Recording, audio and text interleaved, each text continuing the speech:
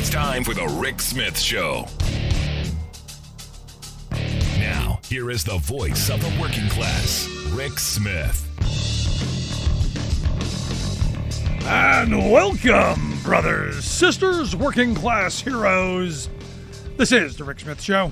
Thanks so much for being here today on the big program. Lots to get to.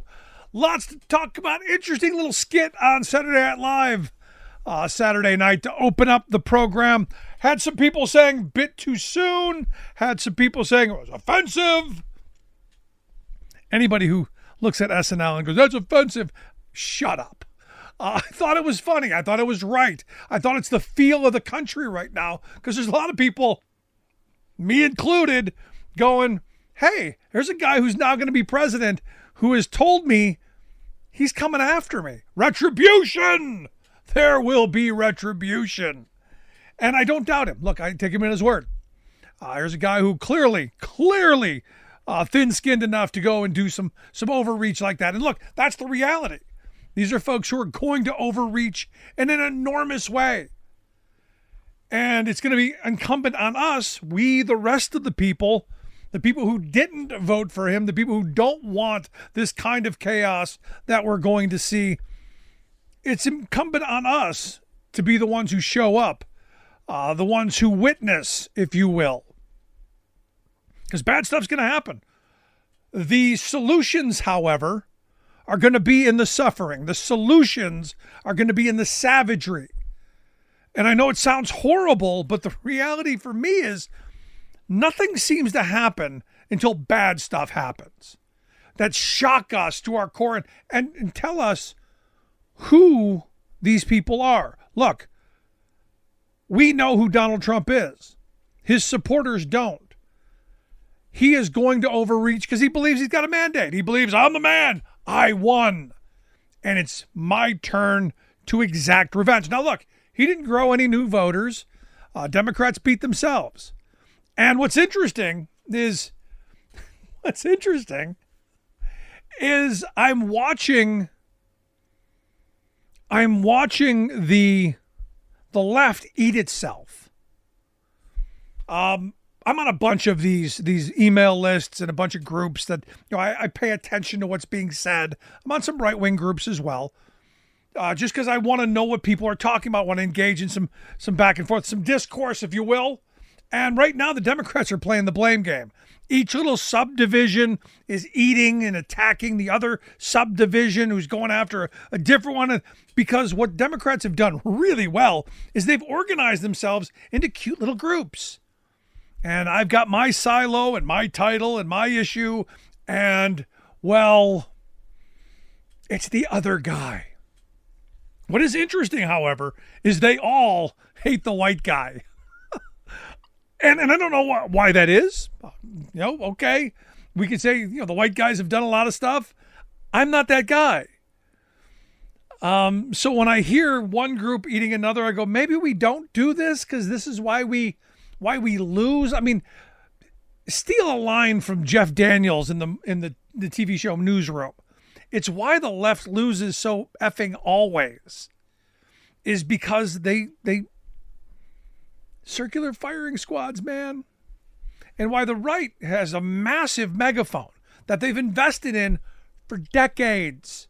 So right now, what all of the groups, while they're not eating each other, actually do get right is that Democrats, the left, labor, whatever you want to say, that coalition is, they haven't built their own messaging machine. There's nothing. The reality is when I'm at the top of the left-leaning media programs in the country, and look, I do this as my passion, hobby, part-time job from a shed in my backyard, there's a problem. There's a problem with infrastructure. And when the messaging that we talk about in this program doesn't get heard by the audience that you hear on the right, you wonder why we lose the messaging war. Perfect example. Had a conversation with my red hat friend who said, there are litter boxes in every classroom. And I said, yeah, there are. There are litter boxes in a lot of my kids' classrooms. especially when they were younger. He says, see, you know. I go, well, it's not the reason that you think it is. You think it's, people dressing up as cats and wanting to use a litter box. That's ludicrous. That doesn't happen. I know you've told yourself, you've tied yourself into knots for that, but that's not the reality. The reality is those buckets of kitty litter are there in case there's a school shooting and little kids need somewhere to go to the bathroom. The bucket acts as a portable toilet. That's why they're there. Not because there's anyone doing this. They believe that, this is the other one. They believe that my kid can go to school and get gender reassignment surgery. They've been told this repeatedly. They could go and get, without you knowing. Because Donald Trump said it. They go to school, a couple days later, they come home, all their plumbing's mixed up. And I'm going, are you kidding me? I can't even get to school to give my kid a freaking aspirin, let alone any of that stuff. Where do you hear this stuff? And it's the misinformation megaphone on the right that's been doing this. So finally you get some folks going, maybe, I don't know, maybe we should be doing this. And someone like me who's been screaming about this for at least the last quarter of a century, going, this is what we need to be building. You need to compete with the message. You need to talk to people. Everyone now gets that. We should do something. Yeah, for the last quarter of a century, I've been begging. Now, do I think it's going to happen this time? No, because that would actually take work, and evidently that's not something we really want to get involved in. That's going to take investment. We can't do that because that's actually going to take some labor to do, especially for the power brokers, because then we can't control you. And of course, you don't want to control me. You want me out there fighting for the working class of this country, organizing working people, white, black, brown, it doesn't matter. People who go to work and fight and claw just to make it a day's labor. Those are the people we need to be fighting back for on the left, in the Democratic circles, because you've lost them, because you haven't been talking to them. The right's been talking to them all the time. And they've created a narrative that you are the enemy. And until we figure out how to get better messaging out to them, you can have the greatest message of the world. If nobody hears it, doesn't matter. We got work to do. I want to hear your thoughts. Email me, rick@thericksmithshow.com. Quick break, right back with Sarah Burris.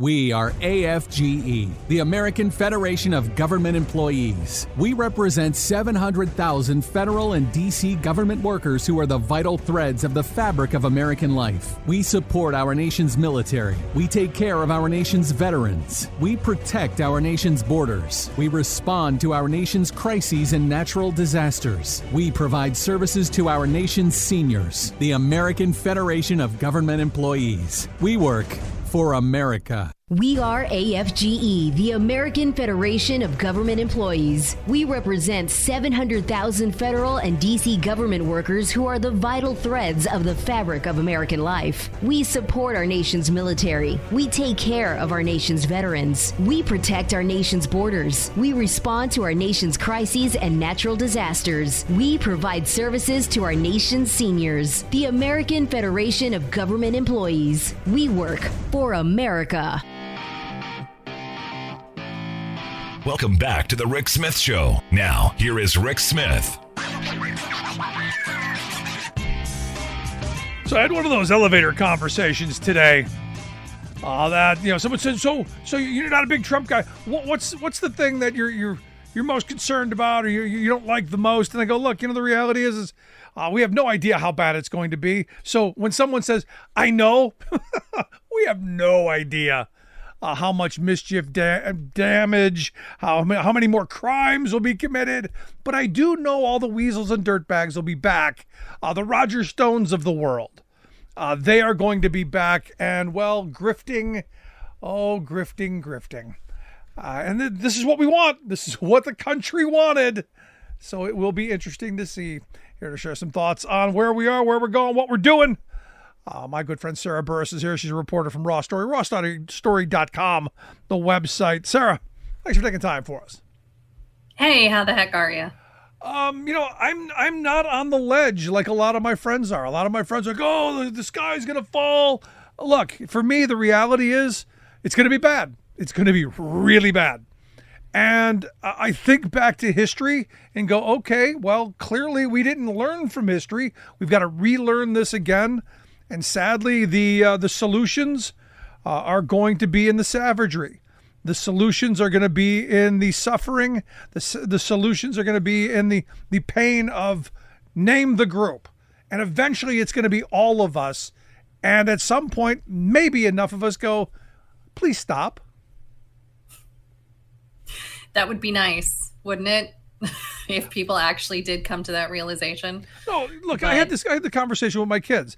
And I said, look, the civil rights movement broke when people saw the savagery, when they saw the inhumanity, when they saw Bull Connor's dogs sigged on children, when they saw Bull Connor's, fire hoses, people tumbling down the street, when they saw in Alabama people being beaten on the bridge, they demanded change. So when this administration does what they say they're going to do, and I believe they will, I hope the humanity in us is still there, that we say no more.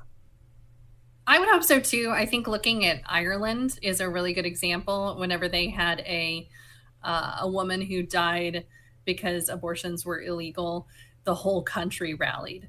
What we have done in the United States is something completely different, where a whole lot of women have died at this point, and we don't care. And you've got a mainstream media that doesn't really report that. And you've got a right-wing media that almost celebrates it.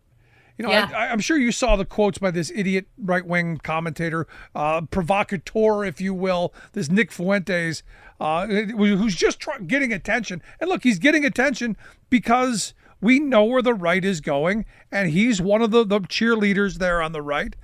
It's all about hating on, blacks and Jews and, women, and you go down the list. It's all about hating on them, and he wants to dump on women too. So, yeah, I can't remember if it was him or someone in his ilk where they said something to the effect of "your body, my choice." Yes. Flipping it. That was him. The adage is "my body, my choice," and so he's just said, no, not anymore. But he's not wrong. I mean, that's kind of the reality of the world we're in. It is, and it's terrifying. But again, this is what they voted for. So I feel like we're going to have to spend the next several years saying things like, well, this is what you voted for. This is what you wanted. And what's sad is that I think many of us, those of us who are privileged enough to be white and middle class and, stable without a whole lot of debt and all of those things, we're in a better position because, we are not one of the marginalized groups of people who, are going to basically watch their family be deported or, watch their family have to struggle to buy a new laptop because tariffs are crazy, which I think is a lesson to everybody. Look and see what tariffs are going to make things really expensive and buy them now. No, look, I'm not an anti-tariff person. I think strategically used, they're a good thing. Broad stroke anything, I'm not in favor of. I've said a million times, I'm a protectionist. I lock the door when I leave my house. I'm not an isolationist. I don't have a giant moat around it. But from a strategic standpoint, I think Biden did a good job of this, kept tariffs in place that Trump put in place that I agreed with. That were strategic. This broad-based stuff, as you've pointed out, it is going to cause massive inflation if they do it. I doubt they're going to do it. I think that was just one of those things that he threw out, hey, I'm going to do this, and some idiot bought into. And I really don't think they're going to be able to do it. Frankly, I think that should be the first question that we'd start asking members of Congress, right? They're coming back to the House because they've got to deal with a bunch of budget stuff and whatnot. I think we need to start asking them, okay, Donald Trump wants to start deporting people when is that going to happen? How fast can you pass a bill to make the mass deportations happen? Yeah. How fast can you pass the bill to make the tariffs happen? Because then I think you force the conversation on members of Congress to answer yes or no, this is going to happen. And then it puts them in a fight between Congress and the White House, which I'm all for, right? Like, let's make things difficult on them. Let's force members of Congress who just got elected to answer these questions. Yeah, it's going to be interesting to see where this goes. But I'm sure you saw the SNL skit on Saturday night. Right. Which is give Saturday Night Live credit. It was the right thing. I know everyone was, it's too soon. Oh, it was offensive. No, it was right. It was smart. Because sadly, this is the brave new world. It is. And I mean, the scary and probably most telling thing was when somebody said Heil Trump. Yeah. Basically what happened on SNL, if you didn't see it, is SNL said, going back to all of the retribution and Trump wants to, execute people and yada, yada, yada. They're like, we have always been with you, Donald Trump. We think you're amazing. And it's this kind of idea of, worshiping the dear leader out of fear. Yep. But that's the kind of world that he built. And again, this is what they voted for. But in that satire and in that bit of comedy, there's reality. Yeah. Because there are people, the one woman said that you're the man that I want my future children to look up to. There are people who are saying that's true. There was the Asian guy said that if we find out someone voted for Kamala, we'll rat them out so fast. That's already, I have friends who, I'm going to tell people that you voted for Kamala. You don't have to. I've already said I did. But this kind of fascistic, you go back and you read about, the Nazi era, what the brown shirts were doing. This is it. It is. It's the slow progression. I mean, I think that's what a lot of folks forget is they just assume that things happened in Germany very quickly, and it didn't. It was a slow movement over several decades. Yep. No, and this is the thing. This is the question I got to ask you then. Since SNL took the pledge that, they voted for Donald, they were always with him, and he's doing a great job. Or are you taking the pledge? Am I taking the pledge? Heil Trump, right? You ratting anybody out? Me? Oh, I'm never, ever ratting anybody out. That's just not right. I mean, I think there's been some tongue-in-cheek and some mean-spirited, humor online with people saying if you have Latino friends who have undocumented family members and they voted for Trump, it's time to call ICE on them. That's really, really gross. No, look, I've had a couple of people who have said that to me, that there are guys they work with that they don't know, so they're going to check on them, and they're that kind of, we're now worried about everybody else, and this is what the right. They couldn't have dreamed of a better scenario than to have people, the working class, turning on each other even more. Yep, that's exactly right. And I think the other thing too is watching Latinos turn on each other, right? Like that's the thing about a lot of I think the majority of Latinos still voted for Harris, but it was in such a drastically reduced amount. And one of the things I saw on MSNBC was they were asking, a Latino in Nevada, why did you vote for Donald Trump? And they explained, well, yeah, I have family that's undocumented, but, we need to get rid of all of these people coming into our country. Because they're criminals. It's like you realize these people coming into your country means everybody who came into the country, right? So the question then is, what happens when the bus rolls up to their house? Because ultimately we're told, and I don't know if this is going to happen. I think it's going to happen in select places, especially in red states, where they're going to be able to purge whoever they want, and then probably move them to blue states to cause more chaos, because that's what they're really hoping for. But I think it'll be very public. See, I wondered if it would happen in blue states as a form of retribution. No, I think in blue states they will push people there to cause other people to go, no, we want them out of here. Because you go into New York and you talk to some of the New Yorkers, they're on edge. They don't want the immigration in their backyard either. So this is an interesting. It's going to be interesting to see how they play it, and how public they are about the deportations as a signal for people who may want to come here. Again, as I said from the beginning, the savagery, the suffering, that's where we'll find our solutions.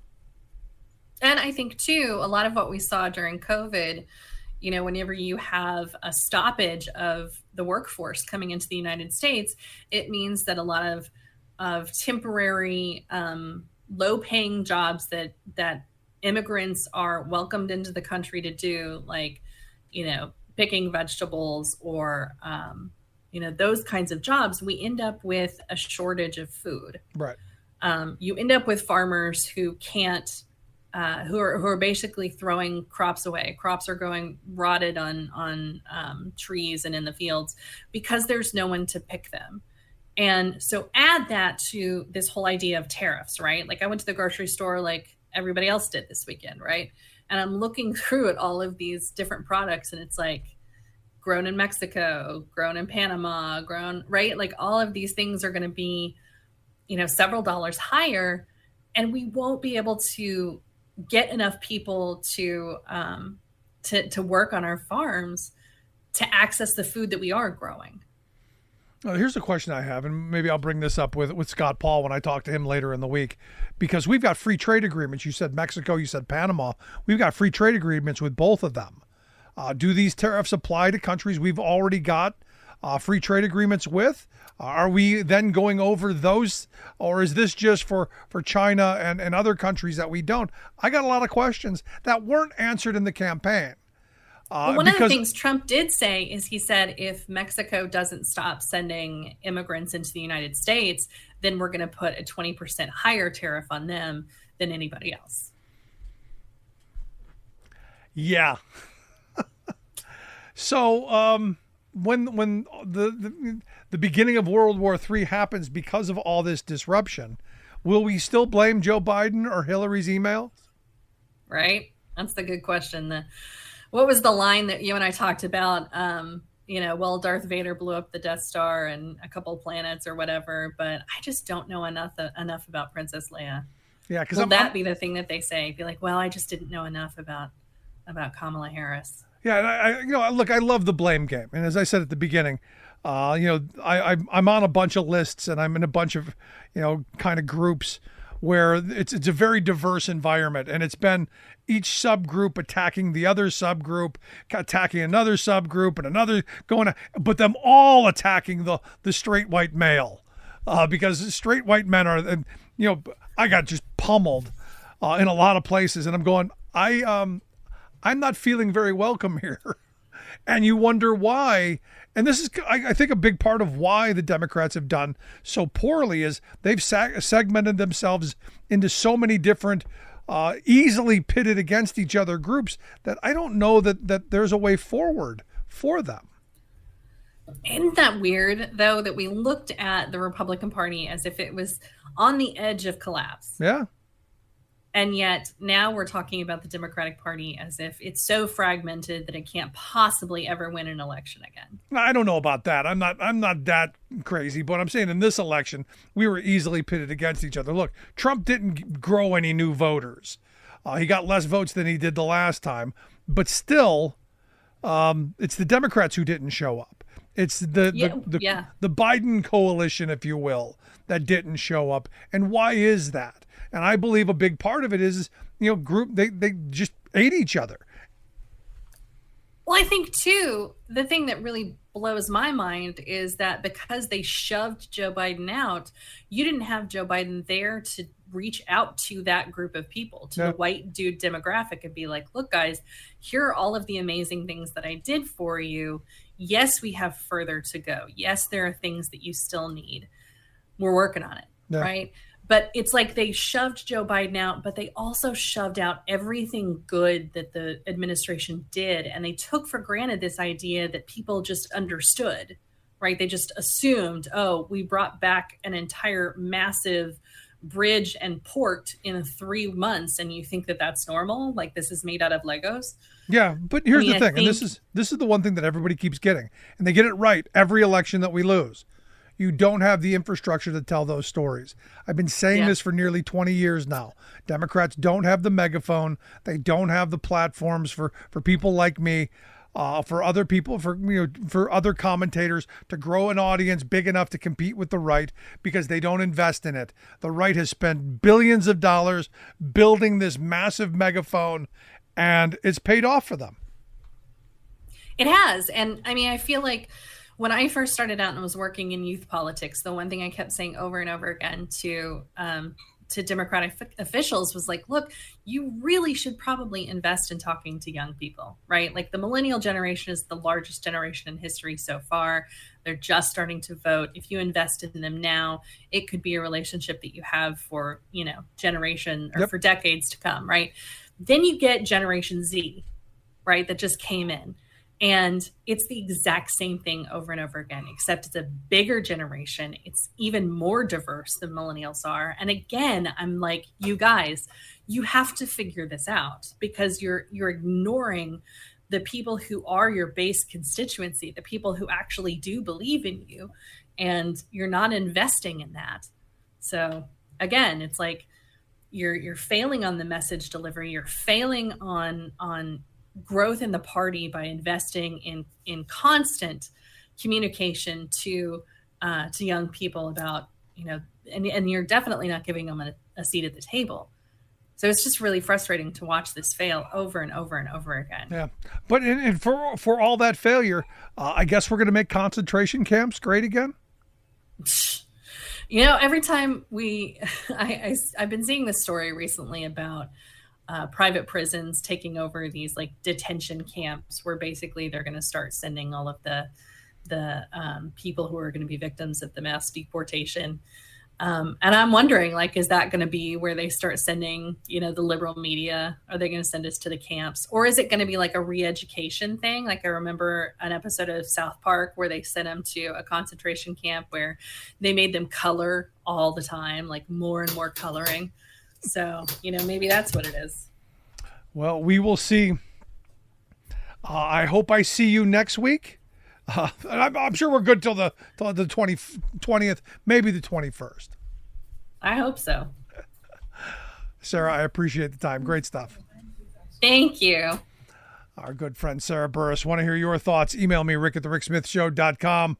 Look, if you don't see us, if we just disappear one day, maybe we're in one of the new great, making great concentration camps great again. Email me, rick@thericksmithshow.com. Right back.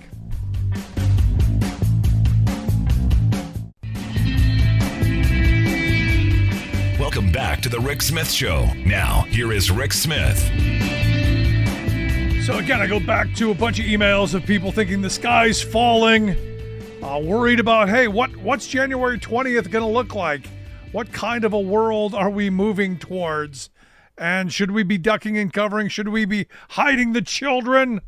How bad will it be? Well, here to share some thoughts on maybe we'll get the predictions. We didn't do really great on the election, but I've asked my good friend Bob Ney to come share some thoughts. Bob's a former Ohio congressman and political analyst. Bob, thanks for taking time for us. Thank you, Rick. Now, I'm just going to say this because I've said it on a couple other stations. You and I think we're good at analyzing. Maybe the prediction side, we have to work on it or drop it, but the analyzing side is still okay. Yeah, so are we going to be okay? I mean, it's going to be bad. Look, everybody agrees, the next 4 years, for some segments of the population, it's going to get ugly. No one can predict just how bad, and I'm not going to try. Look, January 20th, 2017, I said it's going to be really bad. There's going to be lots of criming, lots of stuff going on. I couldn't have predicted how bad those 4 years were. Not going to try this time, but I'm curious your thoughts. Is the sky falling? Should we be hunkering down? Well, there's a couple of things that are in the process of happening that I've watched that I'm scratching my head right now trying to think, okay, where does this go? And one of the things is the pronouncement that they want to make sure this time that Trump is surrounded by people that don't go contrary to him. Now, I've been in public office. You have heads of your office, chiefs of staff, office managers, whoever, that have the ability to come in. And when I would say, well, we want to do this, and they would say, well, wait a minute. Okay, let's talk this through. Yeah. Now, what I'm hearing and some of the articles I've read is going contrary to that type of thought, where it's going to be, let's fire those missiles. Okay, we'll do that. And that person walks out the door and said, oh my goodness, you won't believe what he just said. So I don't know. Number one, I'm bringing this up because if it takes that trend that you have all yes people, and he made it clear, Pompeo, the previous Secretary of State, won't be part of the cabinet. They've been making that type of thing. No Nikki Haley. Clear. You're right. No Nikki Haley. So if you're going to have that, where does that end up within the government and its ability to run itself? Right, that's issue one. But Bob, this is what we were talking about all during the campaign.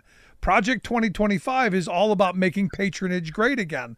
They've been lining these sycophants and these true loyalists and these pledge takers up for about a year now. So I don't know why this is a story, because we knew during the election that that's what they were going to do. That's what they told us they were going to do. Oh, yes, and I think they'll do that throughout the government. Now, can they change the civil service structure? I don't know. That's yet to be seen. If it's done by executive order, it's going to go, through court processes. But we'll see on that. So it's going to be an issue. How's the government going to be run? That could be very painful. The other side of this is what you started your show with, which is, people now having what I'll call the meltdowns over, are they afraid? What should they be afraid of? Should they be afraid? And I would say, what should they do? We've got to add that as the fourth thing. Now, I've had some really interesting conversations and calls since the election. Some of them are way out there, of people who are American, who have given birth to American kids in American hospitals, that are starting to freak out that the kids are going to be ripped out of their house.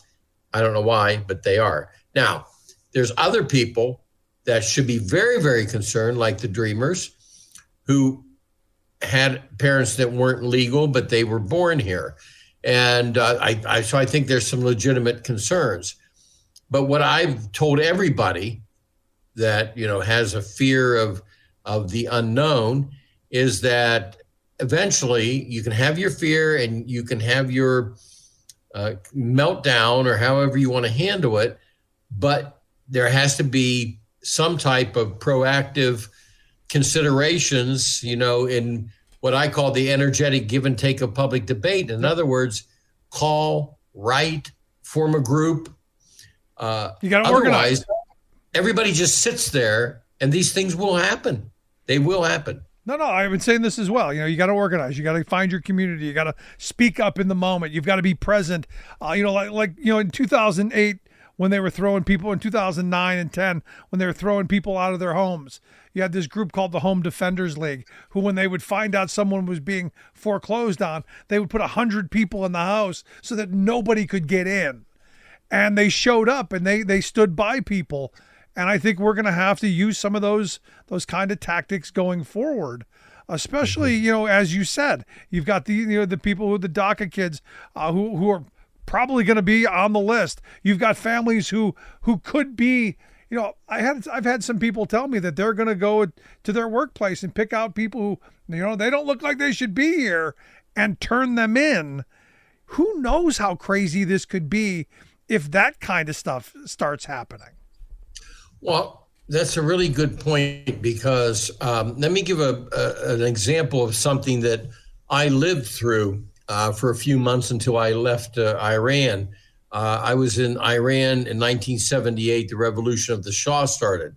Now, you had situations, Rick, where one neighbor hated the other neighbor for 15 to 20 years, right? Well, once the revolution started, all you had to do was say, I think that person's protesting the Shah, or I think that that person is protesting the committee, the Comité, Khomeini's people.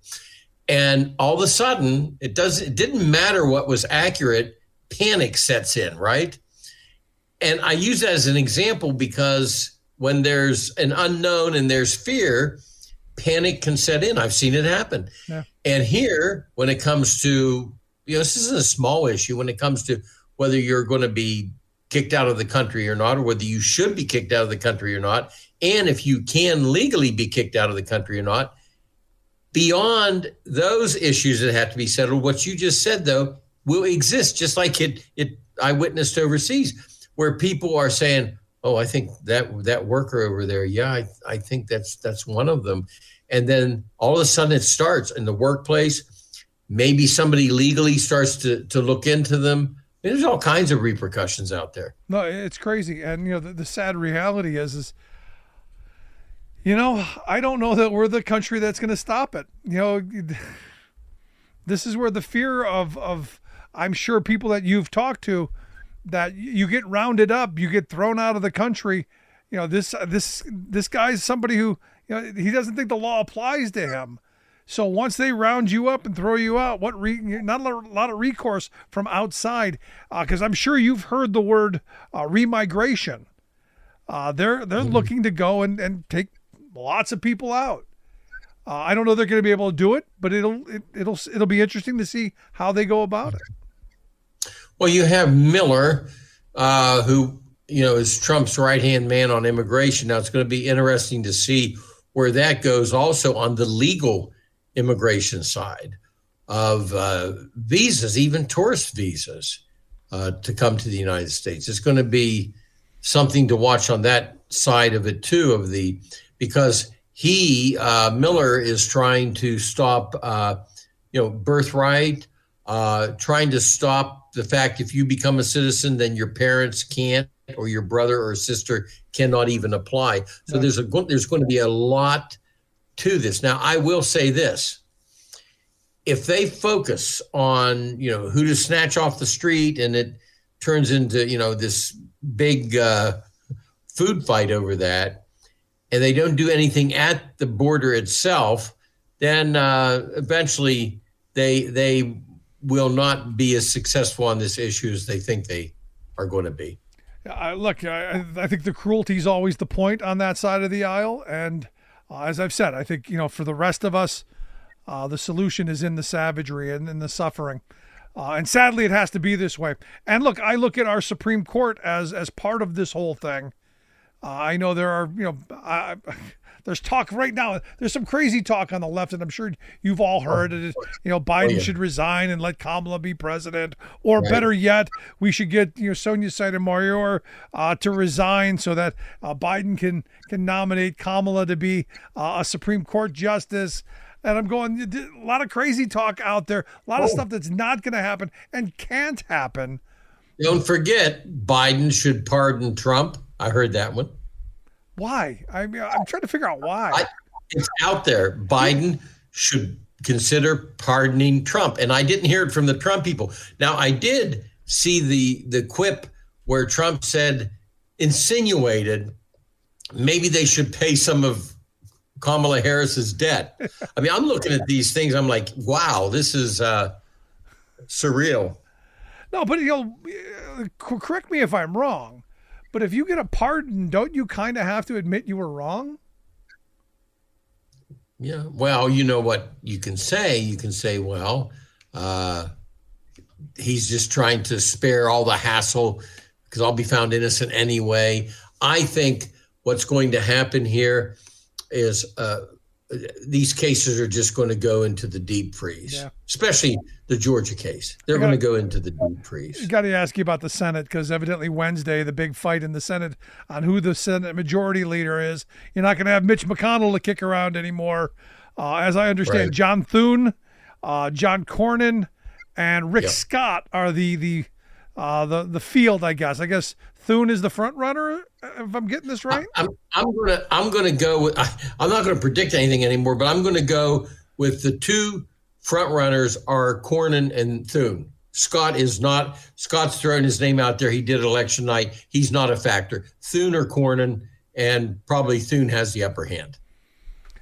So what is that going to mean? I mean, Trump has said that, he wants someone who's going to be in his corner. I mean, I look at, some of the senators have had Trump, mock them, make fun of them, make fun of their families, their wives, and they're kissing his behind.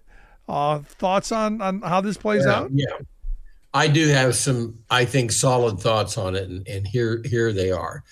Cornyn had made statements about Trump. Of course, we have a vice president of the United States that called Trump America's Hitler, and he's now going to be the vice president-elect of the United States, all right? So, they made up, obviously, and that's a heck of a comment to come back from and make up. I think that I don't care what Thune's attitude has been, or Cornyn, either one of them. Trump has the honeymoon effect. He won the popular vote first time since 1988. I think it has been for a Republican electoral vote. Contrary to my friends saying it was a bunch of white racists. No, it was a ton of mixtures of people. Okay. And it was a bunch of Democrats who just stayed home. That's the other thing, and her underperformance. Yeah. From Biden. Of course, some in the Biden camp are whispering, "You see, Biden would have beat him." I don't think so, but you've got all these things out here. But when it comes to the Senate, I watched Rubio today. I thought it said a lot. They posed the question: if RFK Jr. is and he hesitated. If RFK Jr. is given a cabinet position, will he be confirmed? And he gave the, we take everything in consideration, but basically they'll confirm him. Trump is right now in the driver's seat. Whenever a candidate or a campaign says one word, I worry. You know what that word is? Not he has the support. He has the mandate. Yeah. You got it. It's like we rehearsed this tonight. Mandate. When I have heard in the course of my 24 years in public office, people in private rooms, and here's what they'll say: I have a mandate of the people. They get elected and they think, everything they come up with is cool because they were elected. Well, you know what? They learn pretty fast. That's not always the case.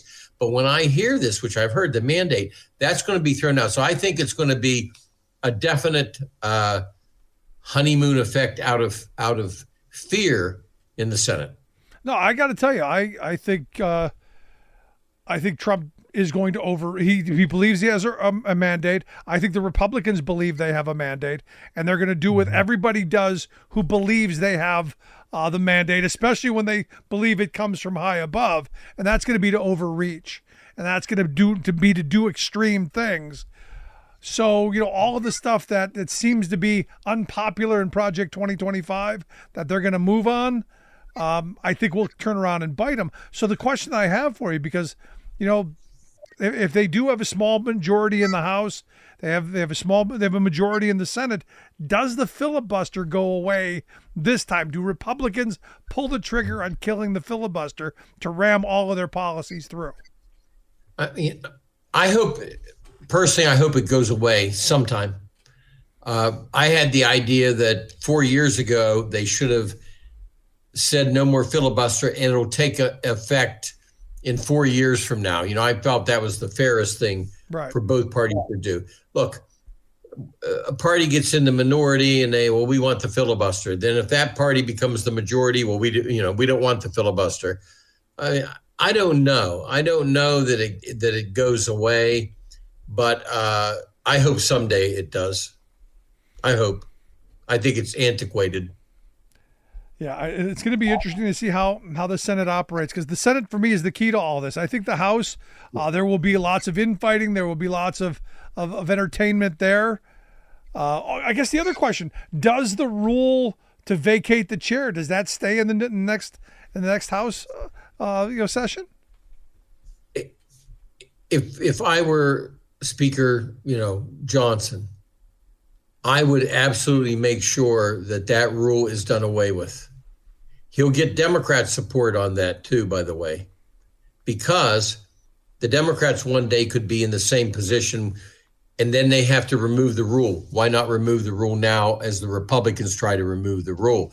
I think he's got to do it because the Republicans spent so much time fighting each other, and a speaker got bumped out, and then they didn't like this guy before he even was running, and on and on and on. It was the circular firing squad. But for the health of the system, you can't allow one member every week to become, the dictator of the House, and I want the speaker to leave. You can't run a government like that. So I hope they do it. I don't know if Johnson will have the guts or not, but I would hope they do it. Well, going to be interesting to see. It's it's one of those things where someone has said, is this going to be good for you? Yeah, for doing this show. Yeah, this administration is going to be full of things to talk about. It should be. We are not. And here, you're a Kmart grassroots guy. I once was called a Kmart grassroots guy, and I thought that's offensive, but it's not. It's okay. I don't even, I know Kmart's have shut down, but it was just, retail politics is what it is at the base level. Yeah, and that's how you spent your entire life. You know that system, and so do I. And now would be the time for the Democratic side to understand that it's not good enough to say we hate all those people that voted for him. No, it's the electorate. Some of those same people voted for Obama. Some of those same people years ago voted for Bush. It's the electorate. And the organizing and the ability to, come up with issues and have the platforms. It's just like, I know everybody wants to get frustrated and mad right now, but at some point in time, the Democratic side has to say, okay, let's get that out of our system. Yep. Where do we go from here? And look, you got to pick topics and positions that are going to be popular with the majority of people. And this is where I said, the reality is we brought identity politics to the class war and got beat. And the reality is, I think Democrats have the right tools to win the class war and to make all of the other things right as well. But if you can't fight the class war, you can't make lives better. You can't fight for better wages, hours, conditions for everybody. We got problems. We got problems. Well, yeah, I have a really good friend, and she told me she's angry. And she said, well, I guess it just boiled down to the price of potatoes. And I said, well, yeah, kind of did. Yeah, recognize that is part of it. And it'll be interesting to see what Trump does to bring those prices down, because I'm looking forward to that $1.50 a gallon gas. I'm looking forward to those 99-cent dozen eggs. I'm looking forward to it. It ain't going to happen, so I can look forward to it all I want. But we'll see. Bob, as always, great stuff, my friend. Thank you, Rick. Thank you. My good friend Bob Ney. Want to hear your thoughts? You looking forward to the buck and a half gallon gas? Think that's coming? I want to hear your thoughts. Email me, rick@thericksmithshow.com.